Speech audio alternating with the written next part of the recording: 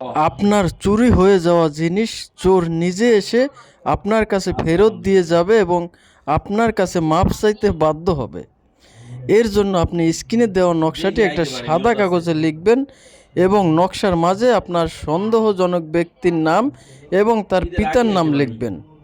আপনি যেই কয়জনকে সন্দেহ করেন ওই কয়টা নকশা আপনাকে নিয়ম মতো আঁকতে হবে। এরপরে এই নকশার মাঝখানে সুই দিয়ে একটা ছিদ্র করে দিবেন। এরপরে এই নকশাটি আপনি আপনার হাতের মুঠোয় নিয়ে সূরা ইয়াসিন কয়েকবার পাঠ করে ফু দিবেন।